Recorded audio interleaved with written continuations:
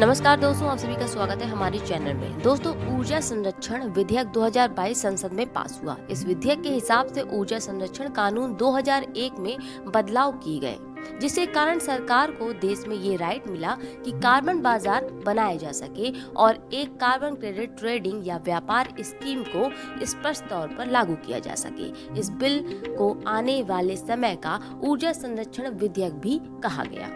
दोस्तों, global warming जैसे खतरे को आज कौन नहीं जानता और इसी से बचने के लिए यह समय की जरूरत भी हो चली है, जिस पर दुनिया भर के देशों ने यह सहमति भी दी है। कार्बन बाजार से 2070 तक नेट जीरो उत्सर्जन का लक्ष्य प्राप्त करने में किस तरह सहायता मिल सकती है, आइए आज हम इसी विषय पर आपके सामने चर्चा करेंगे कि कार्बन बाजार क्या है, कार्बन क्रेडिट क्या है और इससे होगा क्या।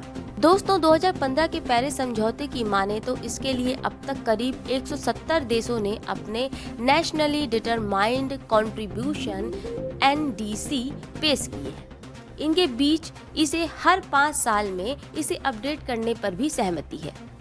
NDC उन देशों की ओर से जो 2070 तक नेट जीरो कार्बन उत्सर्जन का लक्ष्य हासिल करने के लिए उनकी जलवायु के प्रति वचनबद्धता यानी एग्रीमेंट है।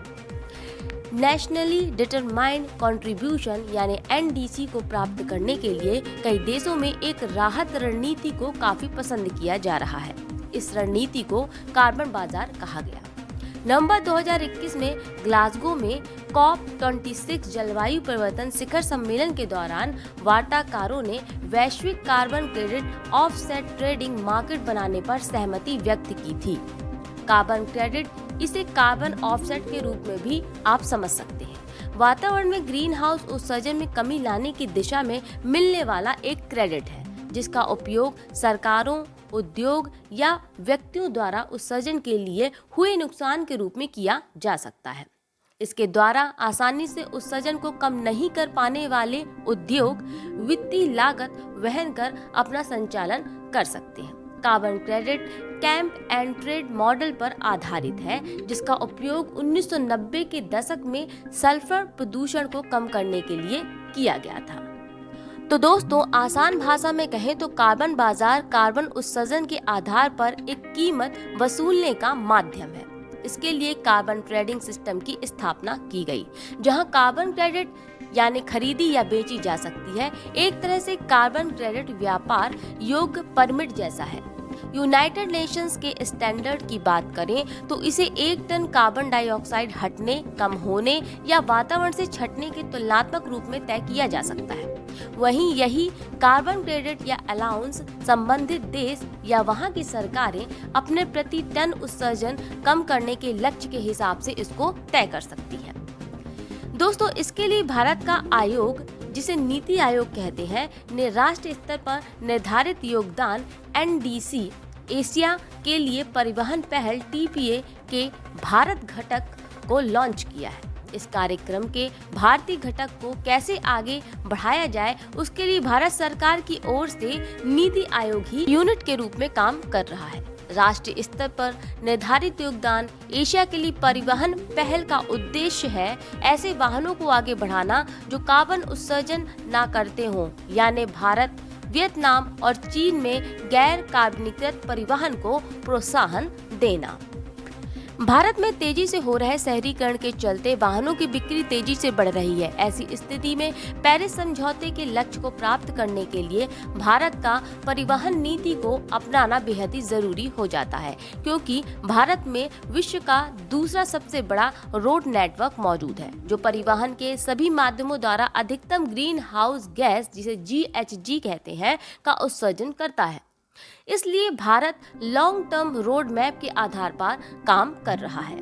यह कार्यक्रम देश में इलेक्ट्रिक गतिशीलता को बढ़ावा देने में मदद करेगा। साथ इससे नीतिगत विकास, इलेक्ट्रिक वाहन बुनियादी ढांचे के विकास और भारत में इलेक्ट्रिक वाहनों के बड़े स्तर पर प्रयोग को समर्थन भी मिल पाएगा। के लक्ष्य पर नजर डालें तो इसका लक्ष्य है ग्रीन हाउस गैस और परिवहन मॉडलिंग की क्षमता को मजबूत करना, ग्रीन हाउस गैस उत्सर्जन को कम करने के लिए तकनीकी सहयोग प्रदान करना, देश में गैर कार्बनिकृत परिवहन हेतु हितधारकों के लिए संवाद मंच की की एक तरह से शुरुआत करना, जलवायु परिवर्तन से निपटने में परिवहन क्षेत्र संबंधी कार्यों का वित्त पोषण करना, साथ ही साथ इलेक्ट्रिक वाहन की मांग और आपूर्ति नीति पर नीतिगत सिफारिशें देना। तो दोस्तों, अब चलते चलते एक बार ये बता दें आपको कि कार्बन बाजार से किस तरह का फायदा किनको मिलेगा। दोस्तों, कार्बन बाजार उन ऑर्गेनाइजेशंस के लिए काम करता है जो कार्बन क्रेडिट के विकास, व्यापार और परामर्श कार्य में लगे हुए हैं और जो जीवाश्म ईंधन उत्पादन क्षमता के विकास को रोक रहे हैं। वहीं इस बाजार के अंतर्गत आने वाले कार्बन क्रेडिट से भारत जैसे और दूसरे विकासशील देशों को देश के कार्बन लक्ष्यों को पाने में जो लगे हैं उन्हें आर्थिक तौर पर मदद मिल पाएगी। वर्ष 2021 में वैश्विक कार्बन क्रेडिट बाजार में 164% की वृद्धि हुई और वर्ष 2030 तक इसके लिए 100 बिलियन अमेरिकी डॉलर को पार करने की उम्मीद भी है। एक प्रकार से कार्बन क्रेडिट उन उद्योग और अन्य क्षेत्रों को पुरस्कृत करने का एक तरीका भी है जिन्होंने उत्सर्जन को कम करने एवं जलवायु लक्ष्यों को प्राप्त करने के लिए नई तकनीक और विधियों को विकसित किया है। तो दोस्तों, उम्मीद करती हूँ कि आपको ये समझ आ गया होगा कि कार्बन बाजार और कार्बन क्रेडिट क्या है और इसकी शुरुआत कहाँ से हुई और ग्लोबल वार्मिंग जैसी समस्याओं को सॉल्व करने के लिए कैसे विश्व भर के देश एक लक्ष्य को हासिल करने के लिए काम कर रहे हैं।